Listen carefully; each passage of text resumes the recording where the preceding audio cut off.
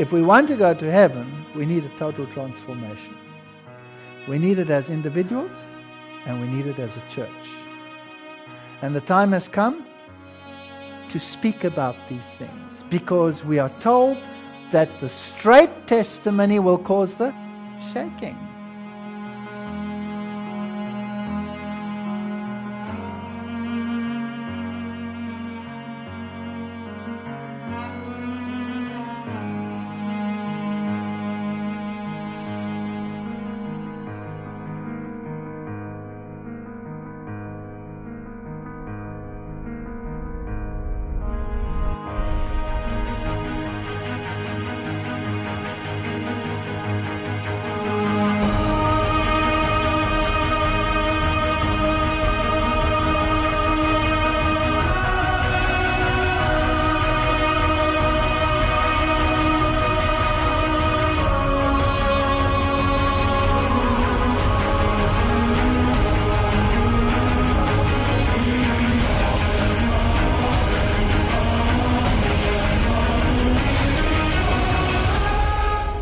We will have to have a total transformation.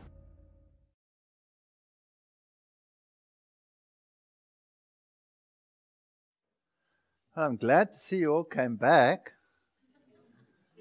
I worked hard to chase you all away, and I see I have to work harder. We're going to talk about 1888. Now, I'm not going to talk like everybody else talks about 1888. I don't want to be contentious in terms of specific doctrines, whether I see it this way or that way, and that I'll be lost if I don't have this or that understanding of the right doctrine, because I believe no one is saved by their right understanding of any doctrine.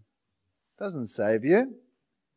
So even if there are differences of opinion in terms of the exact composition of a doctrine, I don't think that is so critical. But the broad issue of 1888, that is critical. That is very critical. What happened in 1888, and why have I titled this On the Borders of Canaan? I want to remind you of our text, because this is what it's all about, transformation. Not to be conformed to the world, but to be transformed by the renewing of your mind. We have been so programmed to think in a certain channel that it's a miracle. It takes literally a miracle to change that channel of thinking, so that we can see what God's perfect will is. Discernment, that's what it's all about. I was pointed back to ancient Israel. But 2 of the adults of the vast army that left Egypt entered the land of Canaan. Their dead bodies were strewn in the wilderness because of their transgressions. Modern Israel are in greater danger of forgetting God and being led into idolatry than were his ancient people. That's serious. Many idols are worshipped, even by professed Sabbath keepers. God especially charged his ancient people to guard against idolatry, for if they should be led away from serving the living God, his curse would rest upon them. While if they would love him with all their hearts, with all their soul, and with all their might, he would abundantly bless them in basket and in store, and would remove sickness from the midst of them. Have you noticed that it doesn't seem as if we have some special talents in the Adventist church in terms of, mega healings and all of these things? Now, what are the lessons from the experience of the children of Israel? The modern church is repeating the history of ancient Israel. The trials of the children of Israel and their attitude just before the first coming of Christ illustrates the position of the people of God in their experience before the second coming of Christ. I like it that John the Baptist say, "Do not say you have Abraham as your father." Some of us believe salvation by denomination. There's no such thing. No salvation by genealogy. You have to have a personal relationship. Satan's snares are laid for us as verily as they were laid for the children of Israel just prior to their entrance into the land of Canaan. We are repeating the history of that people over and over. If it weren't for the spirit of prophecy, I'd be in deep trouble giving these lectures. Isn't it so? Their history should be a solemn warning to us. We need never expect that when the Lord has light for his people, Satan will stand calmly by and make no effort to prevent them from receiving it. Let us beware that we do not refuse the light God sends, because it does not come in a way to please us. If there are any who do not see and accept the light themselves, let them not stand in the way of others. These are interesting admonitions. I call heaven and earth to record this day against you, that I have set before you life and death. And there she quotes the Bible. You all know that verse. Wonderful. This song was not historical, but prophetic. While it recounted the wonderful dealings of God with his people in the past, it also foreshadowed the great events of the future, the final victory of the faithful when Christ shall come the second time in power and glory. So these things are recorded for us. They concern us, and we must make the application. Now, Kadesh Barnea has become to me a very interesting part of the typology. What an amazing thing that happened there. And not only once, twice. We love repeating our mistakes. Deuteronomy 1 verse 2. There are 11 days' journey from Horeb by the way of Mount Seir unto Kadesh Barnea. Deuteronomy 1 verse 5. On this side Jordan, in the land of Moab, began Moses to declare the law, saying, The Lord our God spake unto us in Horeb, saying, Ye have dwelt long enough in this mount. Let's get away from this mount. You have dwelt long enough in this mount. What was given at the mount, by the way? The law. Turn you and take your journey and go to the mount of the Amorites and unto the places nigh unto thereunto in the plain and the hills and the vale in the south and by the sea and the land, unto the great river Euphrates. Behold, I have set the land before you. Go in and possess the land, which the Lord sware unto your father Abraham, Isaac, and Jacob to give unto them to their seed after them. Go and possess it. Dwelt long enough here. As they advanced, the way became more difficult. Their route lay through stony ravine and barren waste. Do you get a picture? All around them was the great wilderness. You know, I was also so happy when I was baptized. There I was. Now life started, right? And everything was going to be fine from now on. No. That's when the nightmare started. It was a barren waste, a stony ravine. All around them was a great wilderness, a land of deserts and pits, drought and the shadow of death, a land that no man passed through and when no man dwelt. Jeremiah 2 verse 6. Oh man, it's horrendous. Rocky gorges far and near, thronged with men and women, children, beasts, wagon, long lines of flocks. Progress was necessarily slow, toilsome. Multitude after their long encampment were not prepared to endure the perils and the discomforts of the way. That's us. That's us. After 3 days' journey, just 3 days, and all the wheels came off. And where did it originate? With a mixed multitude. Now, who are they? That's us. Many of whom were not fully united with Israel and were continually watching for some cause of censure. The complainers were not pleased with the direction of the march. I'm like, why here? I mean, there's a pillar of cloud in front of you, but, you know, that pillar must have gone berserk.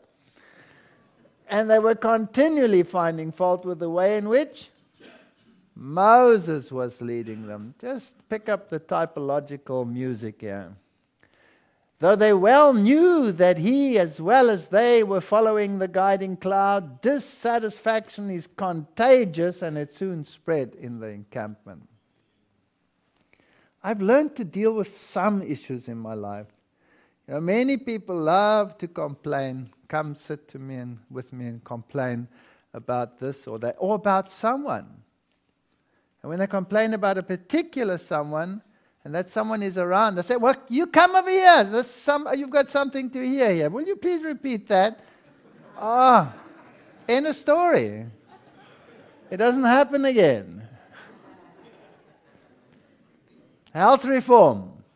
Again, they began to clamor for flesh meat. Though abundantly supplied with manna, they were not satisfied. The Israelites during their bondage had been compelled to subsist on the plainest and simplest food.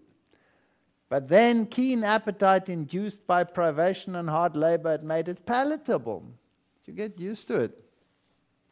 Many of the Egyptians, however, were now among them and had been accustomed to a luxurious diet. Yes. Remember, I belonged to a group called the Smulpapgilde, which is all these fancy professors who had all these special menus that they made, and we went from house to house on weekends and ate all these unclean luxuries and licked our fingers. These were the first to mutter. At the giving of the manna just before Israel reached Sinai, the Lord had granted them flesh in answer to their clamors, but it was furnished them for only one day. We'll come to that later. And then Miriam and Aaron started grumbling. That's fascinating. So this represents whom? The priesthood. They started grumbling. Wouldn't happen in our day, right?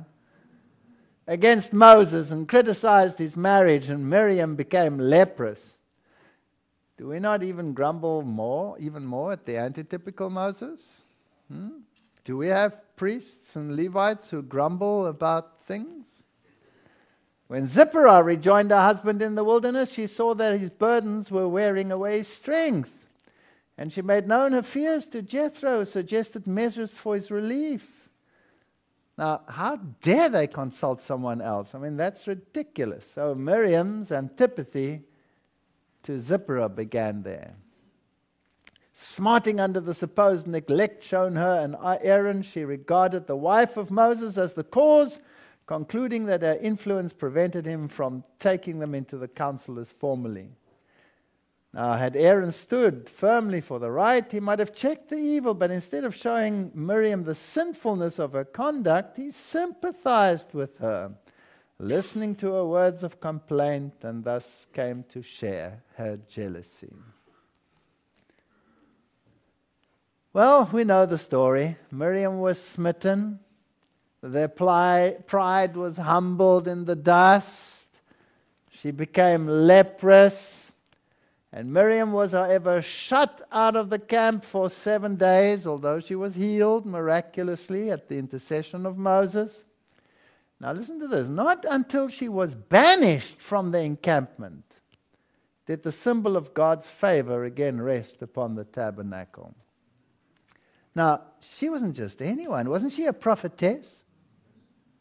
So she was a very high-ranking individual within the church, and yet even she had to be banished before God's favor returned. That's interesting for today. Well, the whole company had to wait for this. The whole lot. So a whole company can be kept back by how many people? One. Deuteronomy says, and when we departed from Horeb, we went through all that great and terrible wilderness, which ye saw by the way of the mountain of the Amorites, as the Lord our God commanded us. And we came to Kadesh Barnea. And I said unto you, ye are come unto the mountain of the Amorites, which the Lord our God does give unto us. Behold, the Lord thy God has set a land before thee. Go up and possess it. As the Lord God of thy fathers has said unto thee, fear not, neither be discouraged. Go and possess it. Does it say there, go and fight? Go and make war?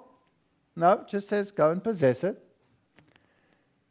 And ye come near unto me, every one of you, and said, we will send men before us, and they shall search out the land, and bring us word again by what way we must go up, and into what cities we shall come. There was no such instruction, but they decided it was a good idea. So they sent out the 12 spies,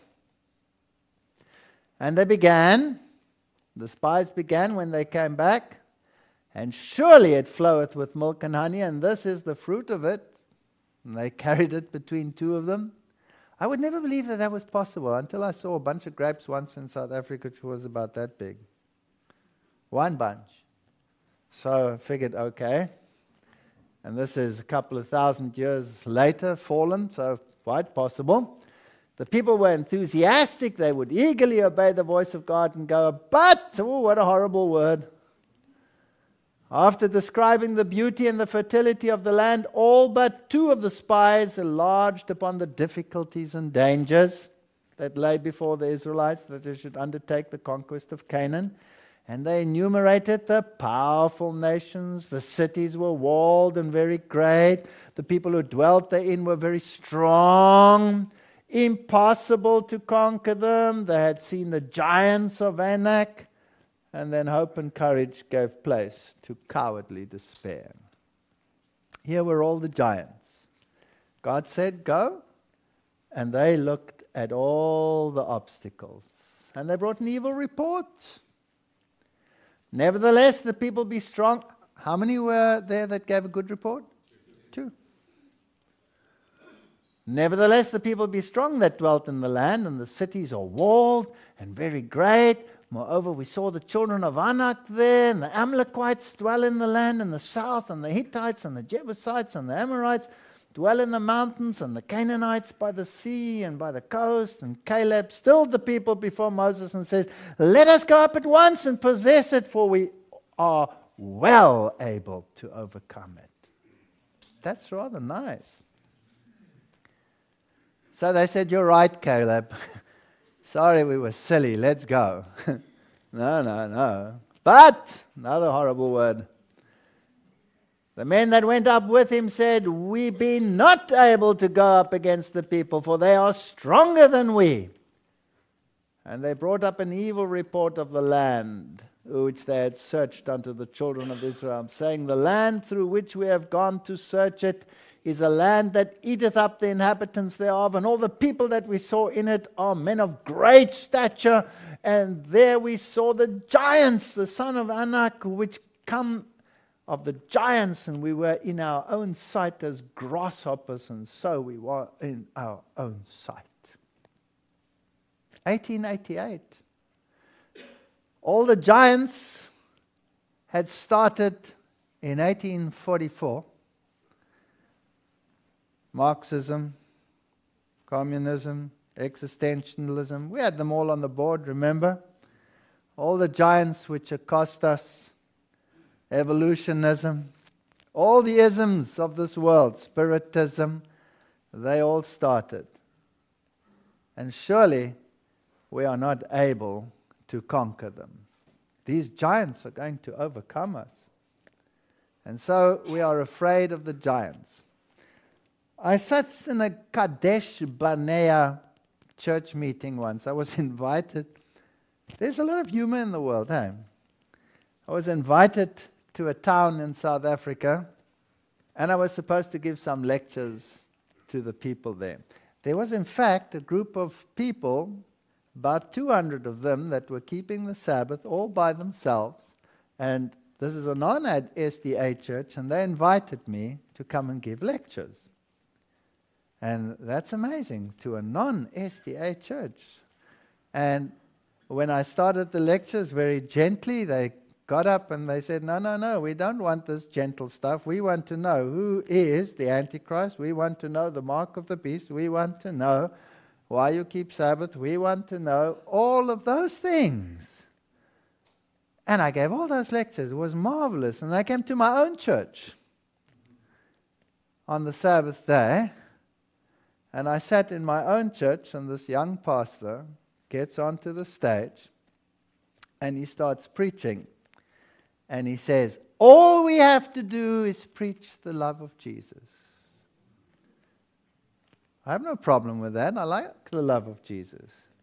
He says, because the other powers in the world are far more knowledgeable than us, and we have no chance to compete against them.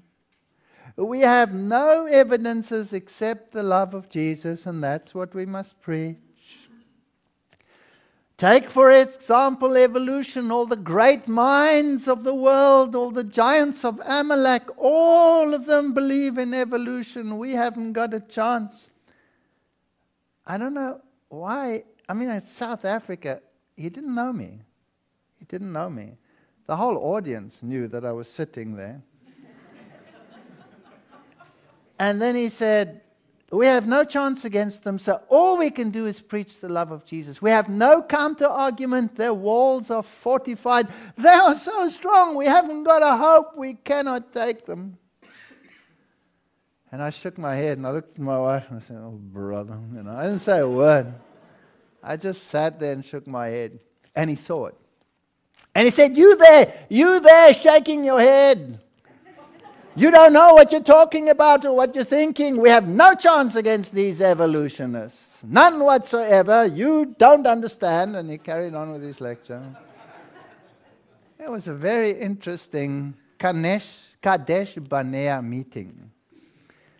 Nevertheless, I wanted to say to him, excuse me, who is this giant called evolution, this uncircumcised Philistine?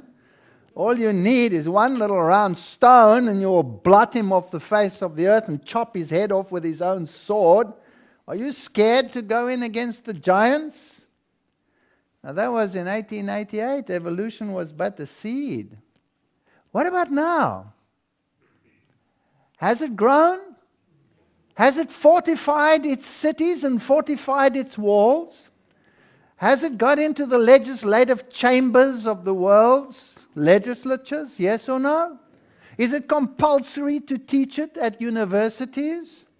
Must your children be subjected to the lie that God is a liar and didn't create in 6 days? Who's this uncircumcised Philistine? Right? What do we need? We need a couple of Calebs today. We need a couple of Calebs because this same attitude can be applied to all of the isms. Ecumenism. This is the only way we can reach the people. We have to show them the love that we have in us. And they'll all capitulate and keep the Sabbath. Hello, they'll stab you in the back. They won't capitulate. They're the giants of Amalek. And the only way to go and conquer them is to say, who is this uncircumcised Philistine that's standing in the way of the armies of the living Lord? There is no room for compromise in any of these stories. So what happens? We're like grasshoppers in their sight. We've got no chance of this. What is this? This is absolute absence of faith. And all the congregation lifted up their voice and cried, and the people wept that night. And the children of Israel murmured against Moses, against Aaron, against the whole congregation, and said to him, would God that we had died in the land of Egypt, or would God that we had died in the wilderness? They even took up stones to go and stone them. And they said one to another, let us make a captain and let us return unto Egypt. We wouldn't do that, would we? Nah, not us. I was in one of our big universities, and there were two departments. The one dealt with, geology and matters like that, and the other one was an official department. I went to the one, and they said, hello, and they hugged me, and we chatted, and it was nice, and we had the same faith, and we believed, God created, and all of these wonderful things. And I thought I was in heaven. And then, as far as that door is away, there was a passage and a door going through to the other department. And as I walked into the other department, one of the leading individuals called me and said, "You are a disgrace. What do you think you are doing? Talking against all of these things like evolution. You're making us a ridicule to the giants and the nations around us. That's not the way to do it. The way to do it is to reach them by becoming their friends and preaching what they're preaching." That's the way to do it. It's amazing. Same place, same institute, 2 departments of health. One is public health, and the other one is the normal medical faculty. I walked into the public health. "Hi, how are you? It's so nice to see you.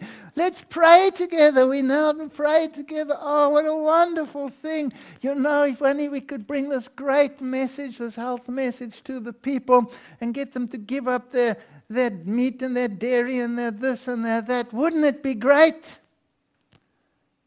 And you go through the door into the other department, and they say, "You troubler of Israel, you cause nothing but trouble. You'll be the cause and the death of millions. And you're making our scientific stature a ridicule." Same place. Very big institute of learning. Isn't that interesting? So we have the same attitudes today as we had then. But the good news is, somewhere, there's always a Joshua or a Caleb. There always is. But what was the ratio again? 10-2. Why should we be any better off today than they were then? So don't be too discouraged. Then Moses and Aaron fell on their faces before all the assembly of the congregation of the children of Israel, and Joshua the son of Nun and Caleb the son of so-and-so, which were searched the land, rent their clothes, and they spoke unto the company, saying, "The land which we passed through to search it is an exceeding good land. If the Lord delight us in us, he will bring us into this land and give it to us, the land which floweth with milk and honey." You know what I love about Caleb? Here he is about 86 years old, and he says, "Give me the sword, I'll go and whack those big guys on that mountain," when they went in the next time, and he went and whacked them. Isn't that so? Old man. Watch out for these old Adventists with the big swords. "Only rebel not against the Lord." I was sitting in a Kadesh Barnea meeting once. I'm going to tell a few stories. Why not, right? Because this is reality. And I'm not telling these stories to whack anybody or to ridicule anyone. I'm just trying to show the parallels and that we are exactly in the same boat. There was this one individual, and he was compromising. He didn't want to say short chronology, and he didn't want to say, all right, it's billions of years, so he made it millions of years. Millions. So I went to him and I said to him, prominent people, I'm not talking small fry now, prominent people. I said to him, why are you doing this? You know that the scientific world will never accept your few million years. They're talking billions of years. They think you're pathetic when you say millions of years.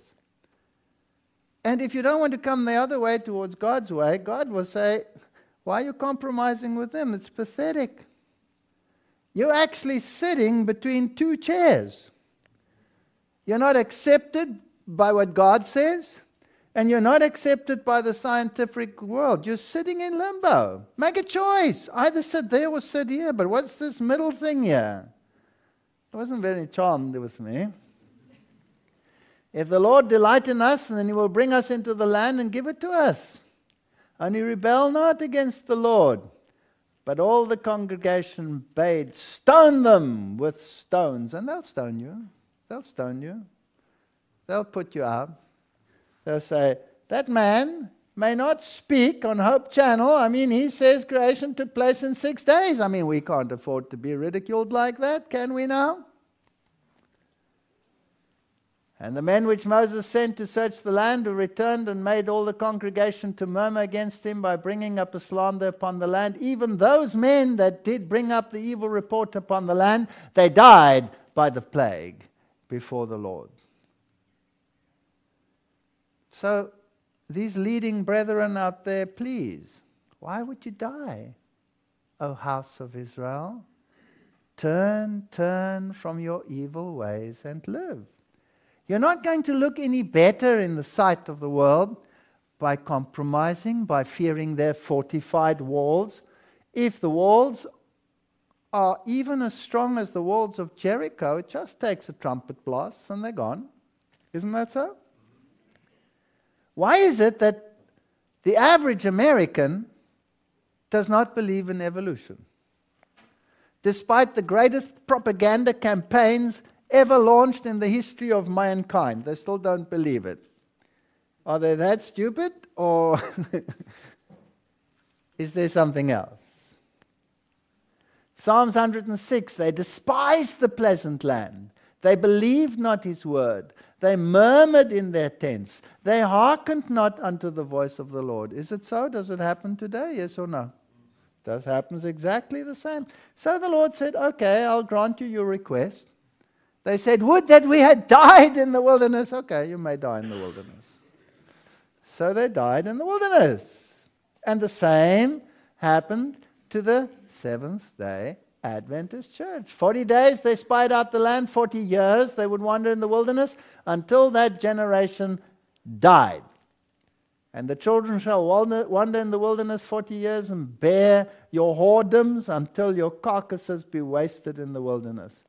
After the number of days in which you search the land, even 40 days, day for a year, shall you bear the iniquities. Even 40 years you shall know my breach of promise. My breach of promise.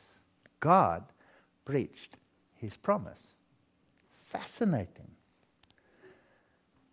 Revoking of a promise. Altering of a purpose. Alienation. It was God's purpose to lead them directly into the promised land and drive out their enemy with hornets. They didn't have to fight against these Amalekites. Believe me, one tiny little hornet can chase a giant. Do you believe me? Yes. I tried to fix our dam's pipe once, and I was working with this pipe, and as I opened it, inside was a hornet's nest. I've never run so fast in all my life. I will send hornets before ye, which shall drive out the Hittite, the Canaanite, the Hittite from before thee. But they didn't believe it.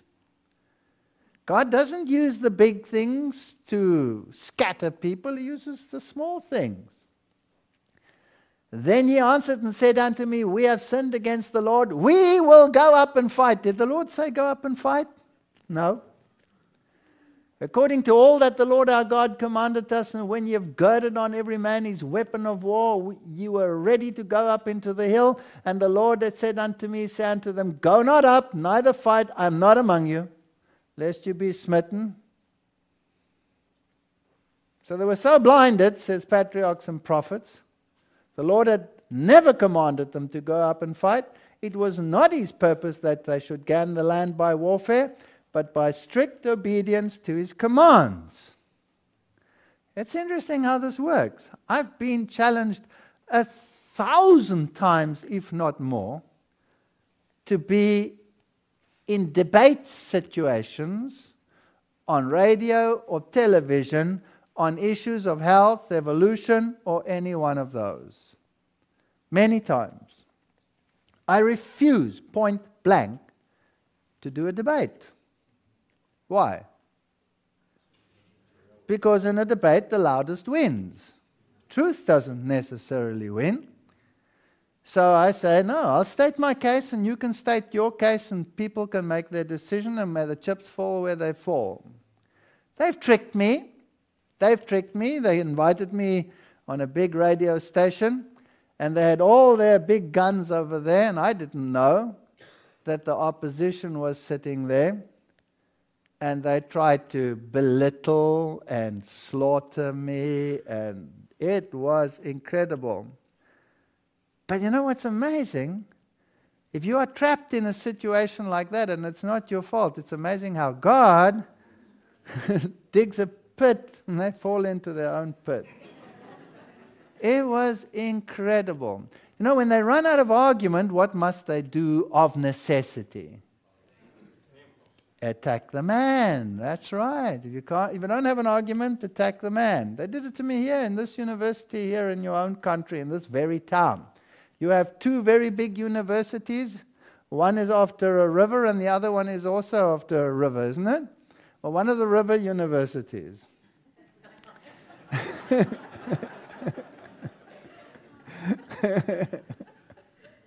I was giving a lecture there on evolution, and the lecturer got very angry, and eventually the students were siding with me. So what did he draw? The racist card. I was from South Africa, so he said, "You're a racist." I said to him, "You've just capitulated and lost your argument, because you have no more guns to fire with, so you come up with a personal accusation that you cannot even, substantiate." And in this other case, it was very interesting on the radio. They were stating their case. It was on dairy. The subject of dairy. And I was giving the answers, and the people were phoning in and saying, "But these people are talking rubbish. This man makes sense. That's rubbish." And that makes them very angry. And I changed to a university which was a previously disadvantaged university. You know how it works? And I'd come from a very advantaged university and gone to a disadvantaged university. So they drew that card. It was marvelous. Marvelous. They drew the card out of the hat and they said, "Yes, the only reason why you say these things is because you come from a second-rate university. We are from a very superior university. Therefore, what you are saying is not tenable." So I said, "Well, that's very fascinating, because these days everything is peer review that's published, which means it goes overseas to the same people that peer review you. So there's no such thing as working at a second-rate university or a first-rate university. But let me just ask you a question. You have a professor," and I named his name, "and you have another one, and another one, and another one," and I went through about 5 of them, "that are working at your university, high-rated scientists, all of them professors. They were all my students. In fact, they were my PhD students. So the second-rate university professor trained the first-rate university professors, and therefore your argument, of course, is substantiated, right? They were ridiculed on that radio station. It was amazing. God opens the ways. But don't think that you can go out there and say, "Today I'm going to lick them. I'm going to give them something." You will come off second best. It's not the way to do it. Let the Lord do the fighting. Let Him do the cutting. Let the truth do the cutting. We don't have to be cutting. "And to whom swear He that you should not enter into His rest, but to them that believe not?" You don't go in. So some had faith and could have entered, but all were turned back into the wilderness. Only 2 had faith. How many had to turn back? All of them. All of them. Even Moses, Caleb, Joshua, everybody had to go back into the wilderness. Well, Joshua and Caleb and Moses could have said, let's start a Reform Adventist movement. These guys are pathetic. Let's separate from them. Did they do that? No. They chose to suffer with the people of God. Were they nice, these people of God? No, they wanted to stone them. They must have called them horrible names. They murmured in their tents behind their backs. Do you think it doesn't happen in our day? Of course it happens. The Apostle Paul plainly states that the experience of the Israelites and their travels had been recorded for the benefit of those living in this age of the world, those upon whom the ends of the world had come. We do not consider that our dangers are any less than those of the Hebrews, but greater. Theirs was but a type. We've got an antitype. They had one group of people to worry about. Wherever I go in the world, wherever I go, there's usually a letter that precedes me from some high official. Don't let this man talk on. Fascinating world. Modern Israel are following in their footsteps, and the displeasure of the Lord is as surely resting upon them. We are repeating the history of that people. We are standing, as it were, on the borders of the eternal world, she wrote in 1879. The Advent movement would have entered in 1888, but there was a tendency to remain camped around Sinai. Don't want to go there.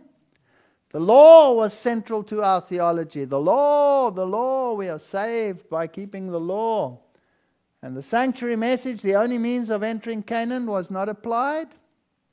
We did exactly the same as the Jews did.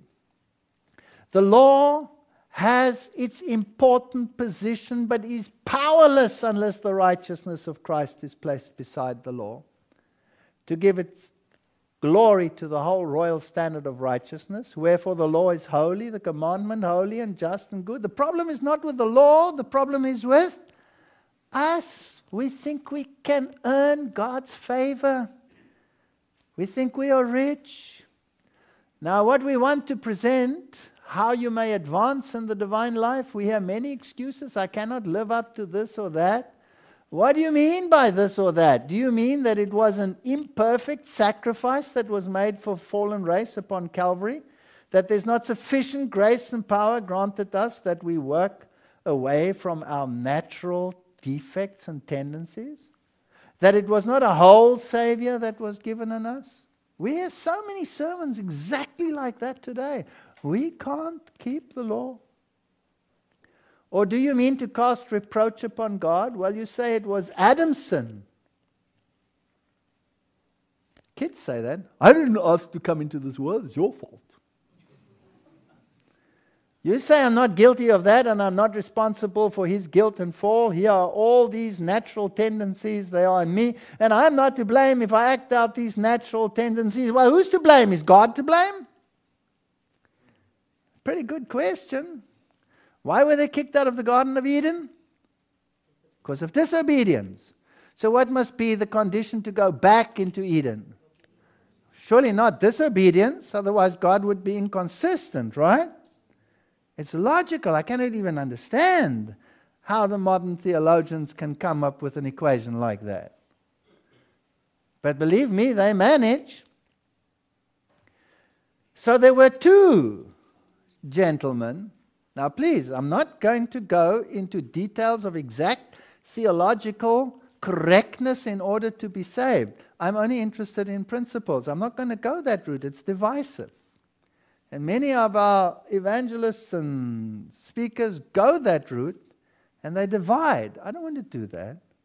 I'm not going to say exactly this is what you must believe or that must you believe, but the broad principle of righteousness is not difficult to understand. Two people. Is there an antitype here? There were two there. You'll say, but these were not perfect. Caleb and Joshua were pleased. They were not perfect either.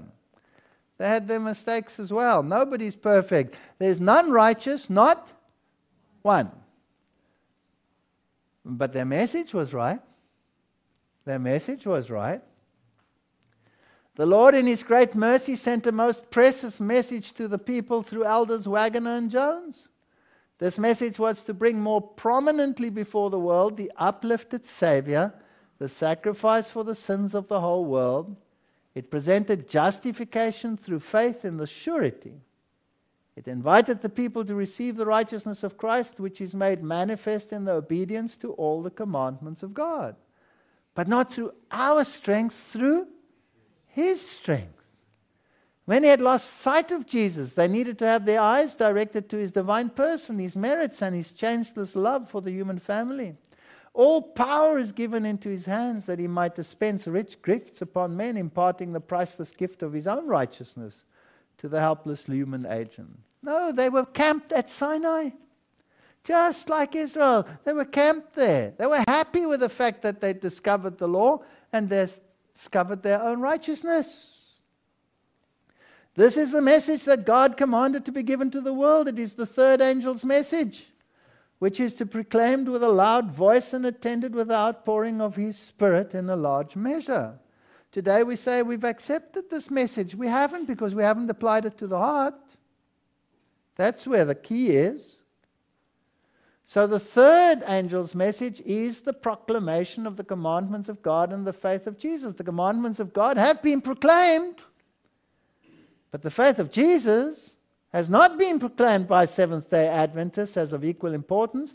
The law and the gospel going hand in hand. I cannot find language to express the subject in its fullness. I gave a whole sermon here once on the faith of Jesus. Not enough to have faith in Jesus. I need the faith of Jesus. The faith that is prepared to go to the cross all the way. It's talked of, but it's not understood. There's no mistake here when it says the faith of Jesus. I've had the question asked, what do you think of this light which these men, Jones and Wagner, are presenting? Why? I've been presenting it to you for the last 45 years, the matchless charms of Christ. This is what I've been trying to present before your minds. From the light God has given me, we shall be separated and scattered, many of us. You will have to stand in places alone. You will not have any connection with other leading minds that you can gather strength from them. You will have to stand with your own God by your side and know that He is by your side. We want to know that He is by our side today, that He is right with us. When we come together in this house, we should remember that the Master of Assemblies is here. This is incredible. When I started off as an evangelist, I was working with this little man, you know him by now, the Duplessis. And then the conference sent him to the middle of nowhere. And he said, I can't go. I've got to work with this man. We're working together. You know, we're complementing each other. This is great. I wrote a letter to the conference. This is why you're doing this. The churches wrote a letter to the conference. He was gone. To the middle of nowhere, to a desert. With 3 Adventist members, all of them over 90. And all of them wanting to slaughter him and anyone who even came close. And I thought, what a waste. But you know what? I was forced to start working on my own. And he was forced to work on his own. And Pastor Gill is forced to work on his own. And he was scattered all over the place. And we can't rely on each other. We can't. And we get into straight places and we get into trouble and we get into turmoil. And there's no one to turn to except who? God. No one to turn to. It's a lesson. It's a lesson book. We're here. We're suffering this thing. It would have been nice to go out. How? 2 by 2. Wouldn't it? We get to do it occasionally. It's nice. It's such a feeling. But it's a luxury. I'm afraid it seems we cannot afford. You should remember that the Master of Assemblies is here. God does not leave the ship for an ignorant pilot to steer anywhere. He just stands at the helm, and then we work under orders. You know, people constantly phone me and say, why didn't you check this with the leading elders? I did, just not them.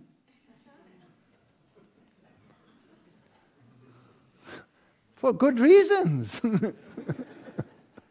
We want the truth as it is in Jesus. We do not want to go away from the meeting, and if there is a word spoken that we cannot agree with, scatter that where the brethren or sisters are. No, go to your knees, pray that we may know what is truth.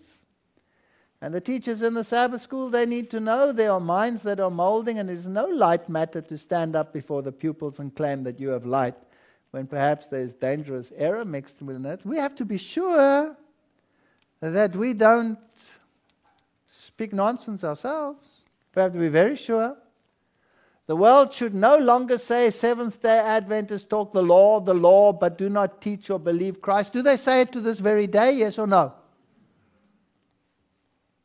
The efficacy of the blood of Christ was to be presented to the people with freshness and power, that the faith may be held upon its merits. We have only one perfect photograph of God, and this is Jesus Christ. Probably one of the nicest statements in the spirit of prophecy. Isn't that nice? I like it. So unless he makes it his life business to behold the uplifted Savior and by faith accept the merits which it is his privilege to claim, the sinner can no more be saved than Peter could walk upon the water. Now it has been Satan's determined purpose to eclipse the view of Jesus and lead men to look to men. The truth, to trust to man, to be educated, to accept help from man. So we need all of these tutors today and the coaches and the trained people to tell us what we must believe. Hello, I've got a Bible and a spirit of prophecy to tell me what I must believe. I don't need some coach who thinks he's been trained in who knows what place on this planet to come and tell me what to believe. Isn't it so? God has given everything we need. Ellen White stood by those who preached the message of righteousness by faith as Moses stood by Joshua and Caleb. We have a parallel. This is type and antitype. I've traveled from place to place attending meetings where the message of righteousness by Christ was preached. I considered it a privilege to stand by the side of my brethren and give my testimony with the message for the time, and I saw the power of God attended the message wherever it was spoken. The third angel's message in verity, this is what it is. It is the third angel's message in verity. Righteousness by faith.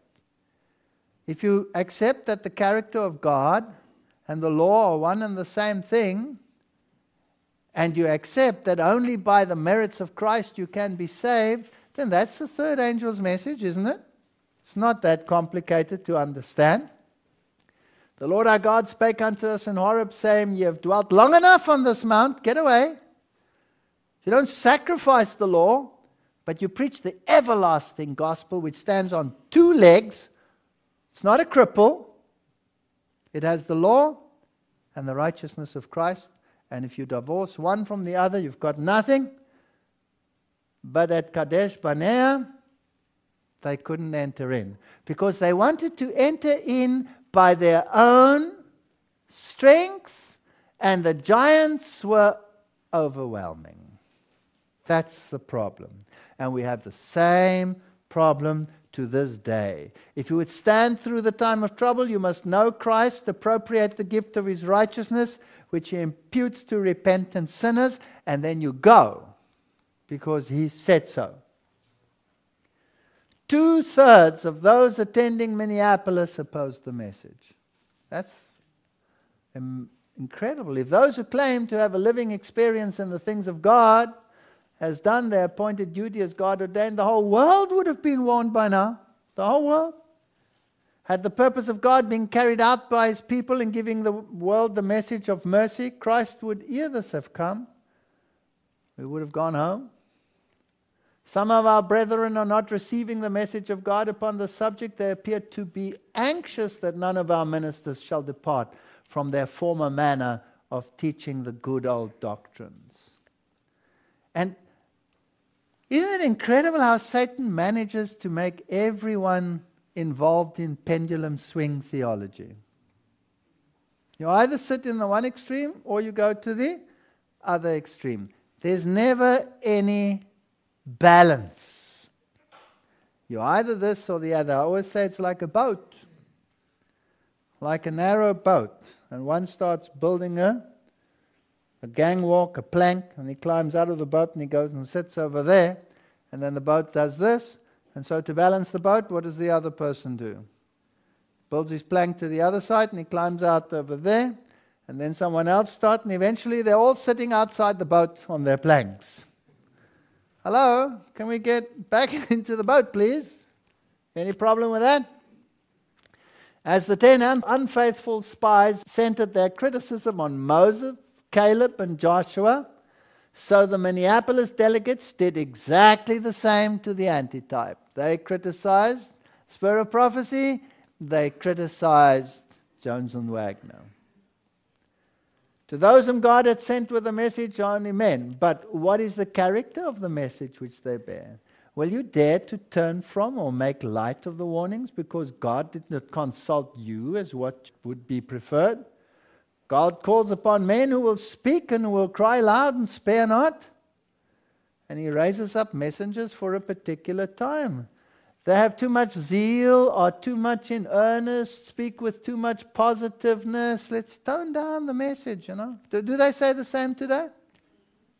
I love these parallels. The message that would bring healing and life, comfort to many a wearied soul is in a measure excluded. Christ has registered all the hard, proud, sneering speeches spoken against His servants as against Himself. It's very comforting. There is to be in the churches a wonderful manifestation of the power of God, but, I like that word too, it will not move upon those who have not humbled themselves before the Lord and opened the door of their heart to confession and repentance. We need that in the church. Study the Spirit of Prophecy, study these things, and you will see that this is not some fable. Why, they say, should we not know the Spirit of God when we have been in the work so many years? Because they did not respond to the warnings, the entreaties of the message of God, but persistently said, I am rich and increased in goods. That's our problem. Psalm says, but murmured in their tents and hearkened not unto the Lord. I shall never think to be called to stand under the direction of the Holy Spirit as I stood at Minneapolis. This is a key message. The Bereans, she mentions, the watchers on the wall, and then sadly, it is quite possible that Elder Jones and Elder Wagner may be overthrown by temptations of the enemy. But if they should be, this would not prove that they had no message from God. See, that's important. We latch onto something and we say, but look, they became apostate, therefore whatever. No. Maybe they became discouraged and then became apostate. So maybe there are others to blame too, but you cannot excuse their apostasy. They did apostatize. But should this happen, how many would take this position and enter into a fatal delusion because they are not under the control of the Spirit of God? They walk in the sparks of their own kindling and cannot distinguish between the fire that they have kindled and the light which God has given. Sin on the part of the messenger of God would cause Satan to rejoice, and those who have rejected the message and the message would triumph. But it would not at all clear the men who were guilty of rejecting the message of truth sent of God.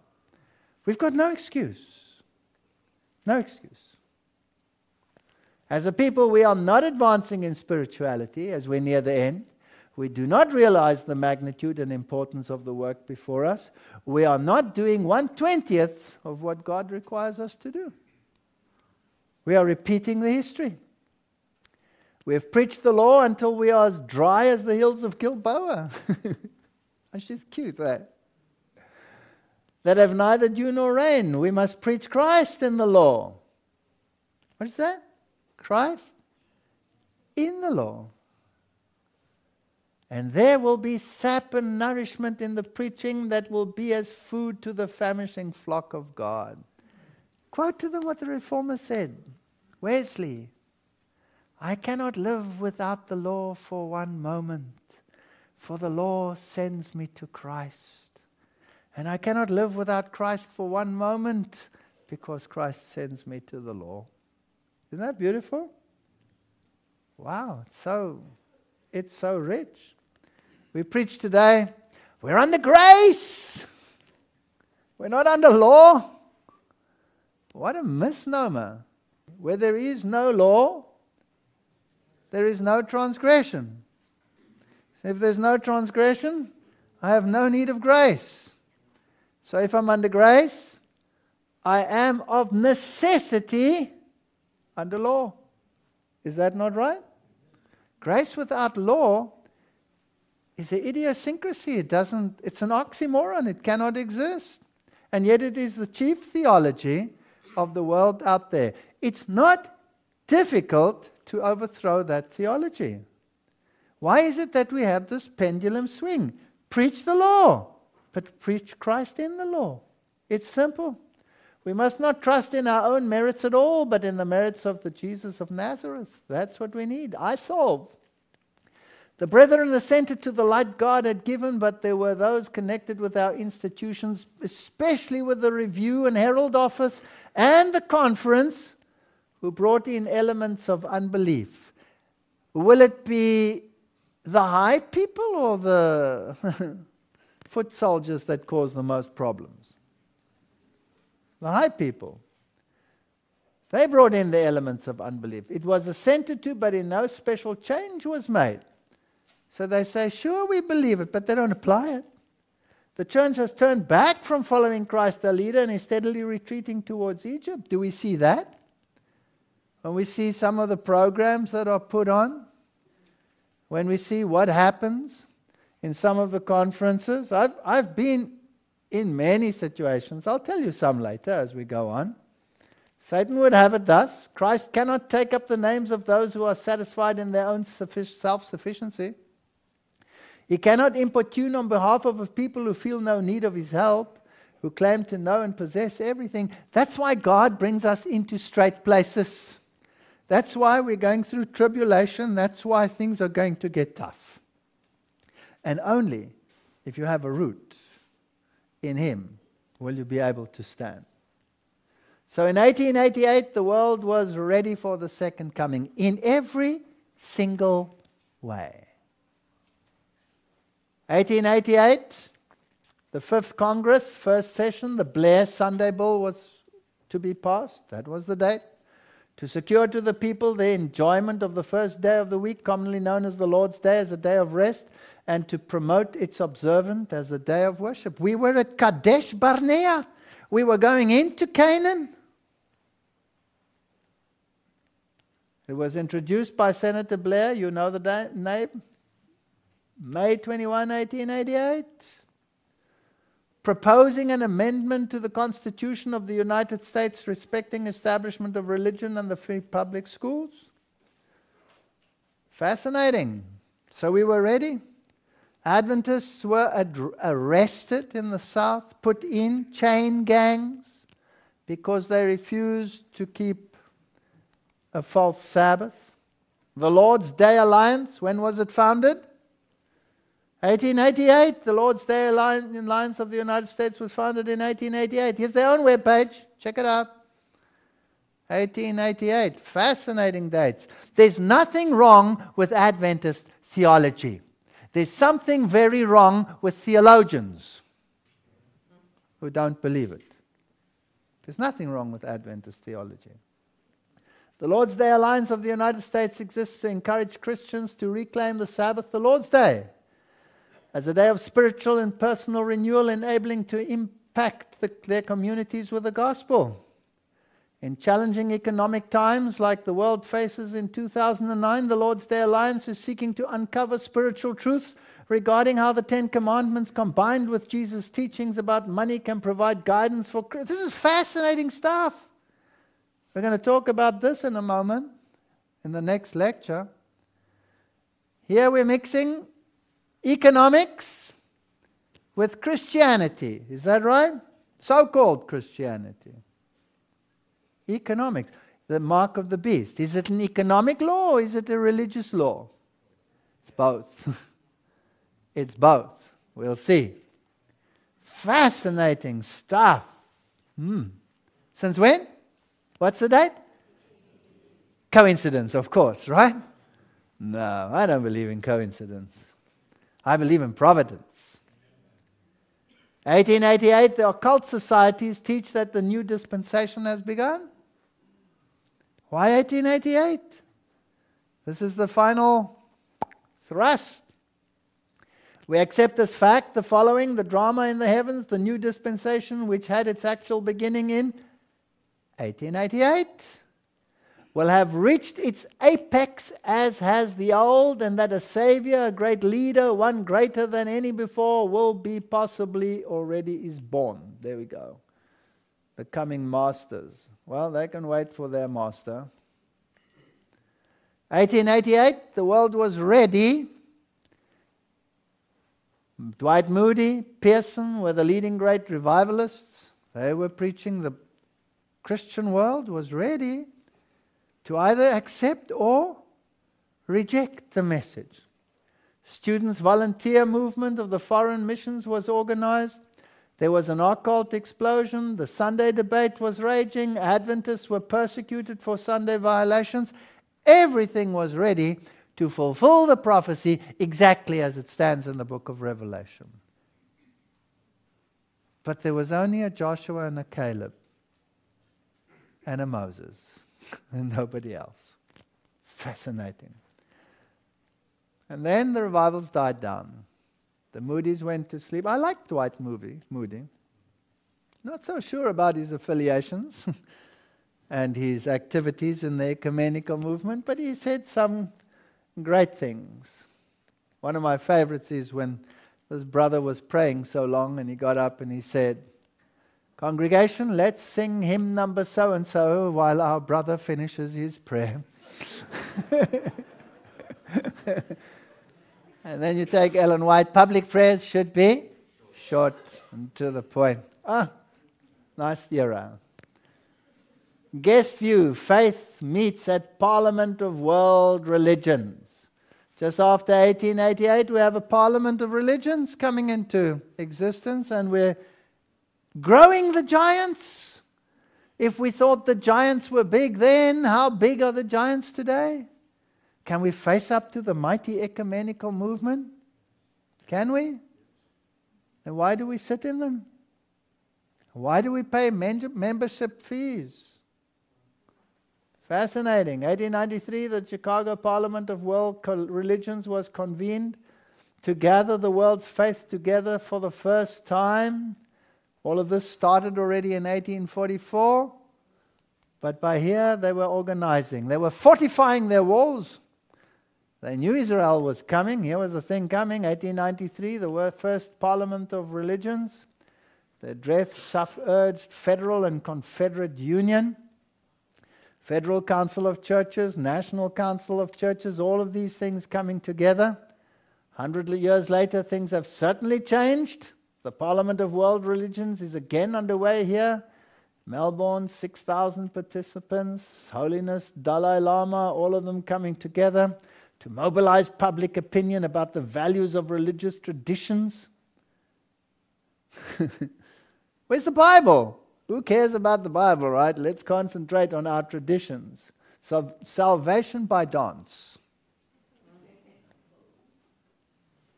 2009 Parliament is a contingent of over 100 seminarians of the United States. The Henry Luce Foundation, all these Masonic. I don't want to go into conspiracy theories, but he's Masonic. You realize that, right?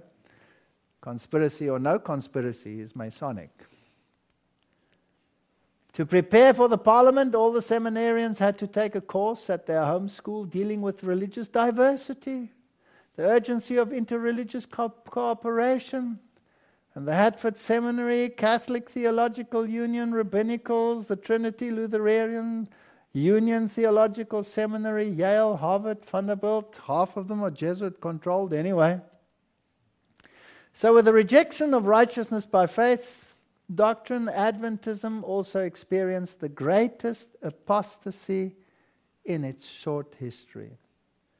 Modern Israel rejected the testimony of the spirit of prophecy just as readily as literal Israel rejected it at Kadesh Barnea.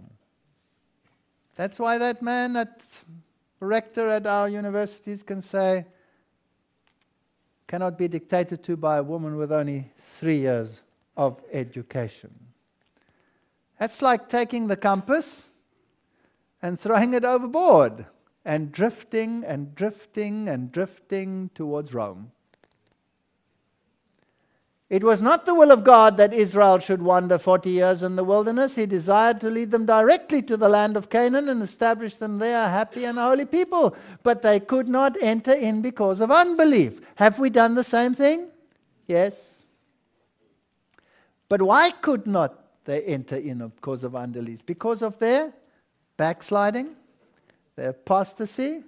They perished in the desert, and others were raised up to enter the promised land. In like manner, it was not the will of God that the coming of Christ should be so long delayed, and his people should remain so many years in this world of sin and sorrow. But unbelief separated them from God. They refused to do the work he had appointed them to do. You will not preach this three angels' messages. You will not say that the papacy is the Antichrist. Do you think I've heard that in my life before? Yes, from the kings and queens in this church as well. In mercy to the world, Jesus delays his comings that sinners might have an opportunity to hear the warning and find in him a shelter before the wrath of God shall be poured out.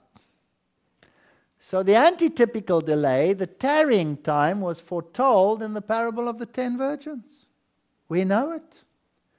Ellen White urged that Battle Creek should be moved into smaller institutes where the establishment leadership was so perplexed that they shipped her off to Australia. Biggest mistake they ever made. There, a mighty community came up that also learnt the ways of Kadesh Barnea eventually. How can finite man carry the burdens of responsibility for this time? His people have been far behind. Human agencies under divine planning may recover something of what is lost because of the people who had great light did not corresponding piety, sanctification, zeal specified in the plans. We're in trouble. We may have to remain here in this world because of insubordination many more years, Shiro. As did the children of Israel. Exactly what happened. Now, this is interesting. There was a delay, but there was not an annulment. And the same will happen today. The Lord of hosts has sworn, saying, surely as I have thought, so shall come to pass, and as I have purposed, so it shall stand. It will happen, but there's a delay. For the Lord of hosts has purposed, and who shall disannul it? And his hand is stretched out, and who shall turn it back? So while all the world is plunged in darkness, there will be light in every dwelling of the saints. God's purpose for Israel will meet with literal fulfillment. That which God purposes, man is powerless to disannul. Even amid the working of evil, God's purposes have been moving steadily forward to their accomplishment. It's going to happen. Question is just when? 1 John 1:6-11, we say that we have fellowship with him, and we walk in darkness, we lie and do not see the truth. If we walk in the light as he in the light, we have fellowship with one another. Don't forget that. I have a whole lecture on that.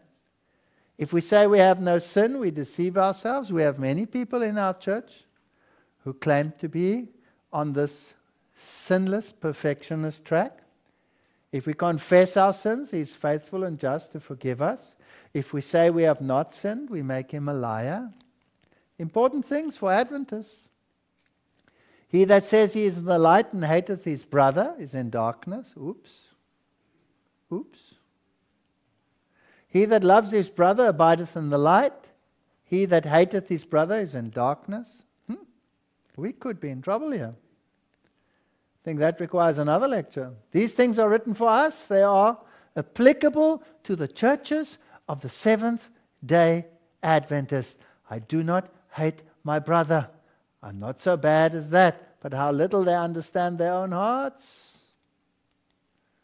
We're in trouble. The Lord will work so that the disaffected ones will be separated from the true and loyal ones as they died in the wilderness. So it happened to the Seventh-day Adventists. So at Kadesh Barnea, they rejected divine leadership through the spirit of prophecy. Same. The Lord said unto me, say unto them, go not up, neither fight, for I am not among you, lest you be smitten before your enemies. And so they went up presumptuously. So just did it. The Amorites which dwelt in the mountain came out, and they gave them the hiding of their life. If we think we can do it by ourselves, we've had it. We cannot enter in by our own means. Forget it. We're going to go in with the people of God, or we're not going to go in at all. So ye abode in Kadesh many days, according unto the days that ye abode there. And by a prophet the Lord brought out Israel. Ephraim provoked him to anger most bitterly. Therefore shall he leave his blood upon him, and his reproach shall his Lord return on him. Harden not your hearts as in the provocation in the day of the temptation in the wilderness. Hebrews 3 verse 8 will do the same. This is that Moses which said unto the children, a prophet shall the Lord your God raise up unto you and to your brethren like unto me. The parallels there between Jesus and Moses, that's an amazing story. That is he that was in the church in the wilderness with the angel. He spoke there. The same Jesus who leads this church led that church. And our fathers wouldn't obey him, and they went back to Egypt. We do the same thing. So the testimonies of his Spirit call your attention to the Scriptures, point out your defects of character, rebuke your sins, therefore you do not heed them. And to justify your carnal, ease-loving course, you begin to doubt whether the testimonies are from God. So we have whole nations who follow after some guy who rejects the spirit of prophecy, and they suffer the consequences to this very day.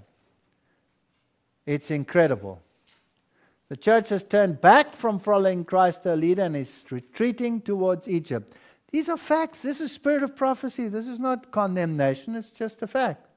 Yet few are alarmed or astonished at their want of spiritual power. Doubt and even disbelief of the testimonies of the Spirit of God is leavening our churches everywhere. That's the problem. That's the problem. They didn't listen to Moses. They don't listen to the spirit of prophecy. Satan would have it thus. Tell you a story. I had to do a campaign in the largest economic powerhouse in Forget it. I blew it, right? Germany, who cares? It was Germany. Where was it? Germany.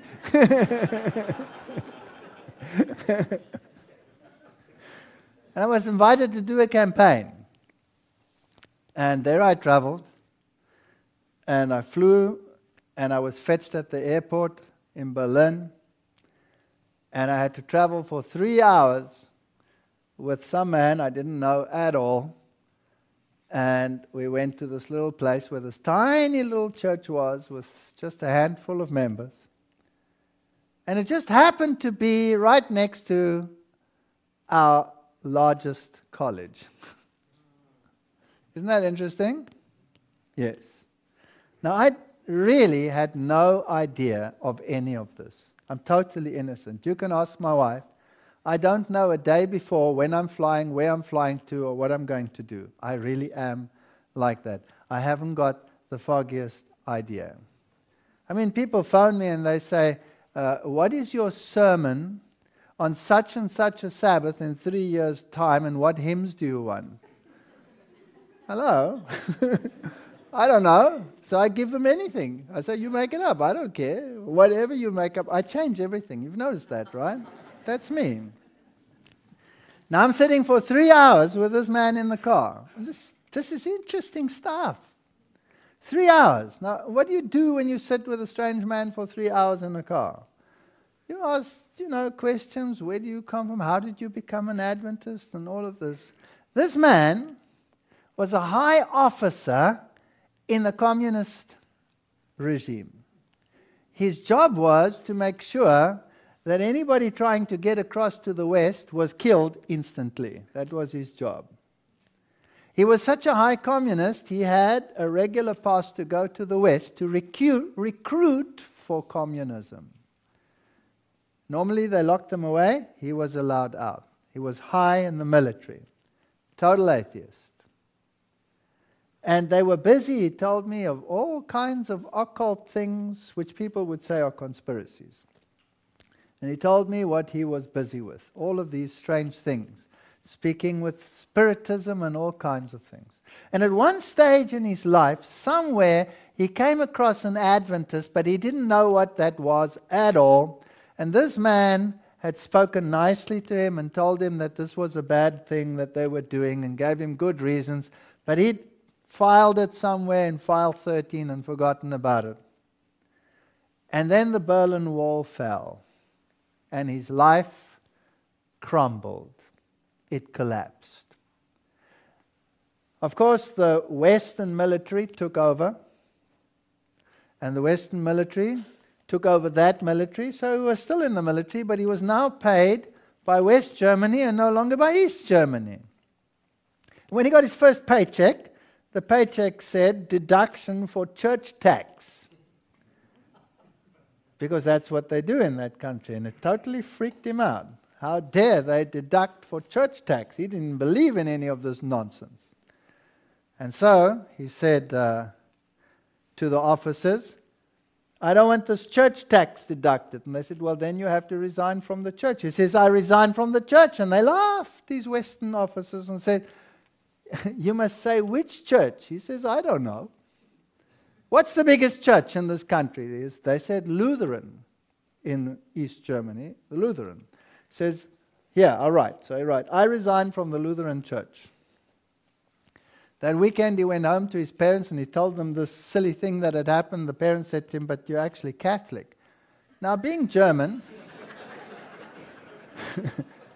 being German and perfect, he went back to the authorities and said, I resigned from the wrong church. Can we please correct that? I want to resign from the right church. So he wrote another letter, I resigned from the Catholic church. And they laughed like drains. They thought it was very funny.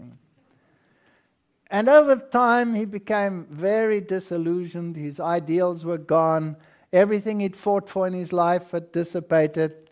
And he remembered this conversation with this Adventist. And he looked up Adventists. But he didn't know it was a church. He thought it was a club. So he went there and he joined. And he said, can I join your institute? And they said, well, it's not that easy. You have to sort of, do some studies. So they did some Bible studies. And then he said, well, what's the next thing? And they said, well, then you must be baptized. He says, great, let's go for it. So he was baptized. Didn't have a clue what was going on. That happens over there. And there he was in the church. And he said, now what happens next? He says, well, we meet next Sabbath. Great. So he was there for the next few Sabbaths. And he said, but excuse me, after a while, what are we doing here? We're just sitting here. What do you guys do? Don't you do anything? And they said, no, this is it. This is what you do. You come here and you say, so no, that's pathetic. There must be something better to do than this.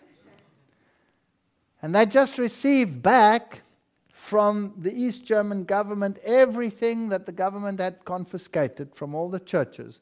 The buildings had been confiscated. So they gave them different buildings for the churches. The warehouses were full of stuff that had been confiscated and been returned. They said, all right, if you really want to do something, then come after work in the weekdays and we'll sort out all this garbage that has been returned. What can be kept and what can't be kept. And so he did that, started working. And then he came across this pile of boxes and he went to the pastor and he said, excuse me, I found these books. What must we do with them? The man looked at them and he said, no, we don't need them. You can burn them. Put them in the furnace. And he said, but are they Adventists who wrote these things? Yes, they're Adventists. But why do we burn them then? That's antiquated. That's from a previous century. We don't need them anymore. They don't apply to our time. Burn them. What was it? Of course, it was Spirit of Prophecy books. And so he felt bad to burn it, so he took it home. And he started reading, and he started reading things like Great Controversy. And suddenly, now this is a sad story because where is he? He's in an Adventist church, right? Suddenly he realizes, good grief, this is Adventism. I relate to this. This makes sense. This is logical. But obviously I'm the only one left. So he thought he was the only Adventist left. So he thought, well, I have to start evangelizing the world. But he came across brick walls, so he started moving around his previous country, going from town to town, finding churches, and eventually he found one here and one there and one there that still believed this stuff, outdated as it was. And eventually they decided that they would form a group, and they formed a little church of their own, people that still believed it, and that was that little church. And they invited this fanatic from Africa to come and do a campaign. Needless to say, the powers that be at the mighty institution close by wrote a warning from the highest level that no student was allowed to attend the meetings. No better advertisement could ever be written. And so the place was packed. It was a fascinating meeting, really. It was one of my very interesting readings. These guys had spared no trouble. It was a nice hall. The Oompa band of the town was there. Oompa, Oompa, complete with lederhose, the whole bit. The mayor was there. Everything happened there. It was an incredible meeting, packed with students. They weren't supposed to be there, but they were there. And then as I wanted to start, this guy gets up and his eyes were wild, and he came to me and he shouted at me and he put his nose in my face, or no, his finger in my nose, sorry. And he said, "Are you going to preach the 3 angels' messages?" And I looked at this guy and I thought, I said, yes. And he got onto the stage and he screamed at the people, "Get out! These men are deceivers. They're preaching the 3 angels' messages. It's a damnation message. Get out!" And I started to pray and I said, "Lord, get rid of this man, please." And he shouted and screamed and shouted and screamed and walked and walked and walked and screamed and walked out and screamed on the other side. And the Oompa band was quiet and the people were looking. And so I thought, round number 2, I'll start again. And I went back onto the stage. And in the back there, a lady went, fell off a chair and went, and there she lay. So the medical doctors came running and they took care of her or whatever, carried her out there. You know, it didn't make it easy to start that campaign. There was something important going on there. And I held the campaign. Needless to say, I was banned from that country after that. And that's how it was. But it's interesting, when I went to another town, the students hired buses to come and talk to me secretly about all the things that are being taught which are not in the Bible or the spirit of prophecy. And they were literally in tears and said, "How do we handle this? We have to do these things." So I'm sure something good came out of all of that drama, right? You cannot do anything against the truth. You can only do something for the truth. So the church has turned back from following Christ, her leader, and is steadily retreating towards Egypt. We spoke about courses that are compulsory, that are definitely not from the Bible and spirit of prophecy, but are definitely from Egypt and Babylon. It happens in our churches. And there are people that weep and cry because of all of these things. And they were scared. They were scared, some of these people. We're so scared of standing for what is right. The Lord designed that the message of warning and instruction given through the Spirit to His people should go everywhere. But the influence that grew out of the resistance of light and truth at Minneapolis tended to make of none effect the light given to His people through the testimonies. People slight the testimonies, you end up like that. He thought he was the only one left. Isn't that cute? Such a nice story. We reserve power as the Lord of Israel to reach those who have cast His warnings and reproofs behind them and accredited all with coming from no higher source than Sister White. What can you say in excuse to God in the judgment for your turning from the evidence He has given you of His work? But by their fruit you shall know them. Whatever dealings God has had and manifested in me, and by me in the past, I would not produce or rehearse before you. It is the present evidence for which you are accountable. So they shipped her off to Australia. My wife and I were in that subcontinent, and we visited, one of her former residences. It's also very close to one of the largest colleges in our church.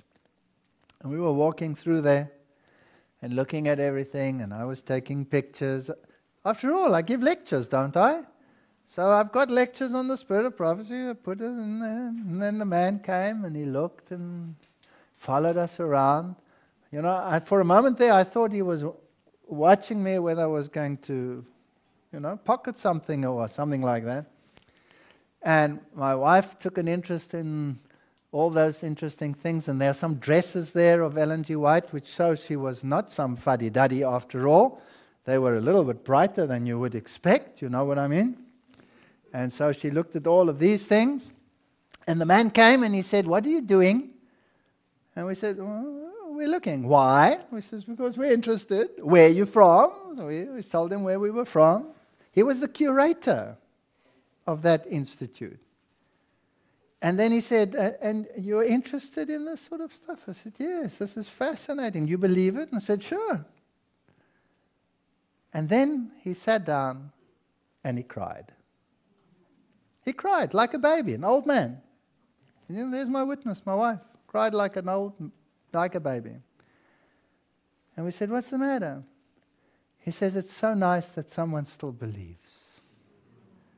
She's so marginalized. They're so ashamed of her name. They try to hide it in every possible way they can. And that is the sad state of my church.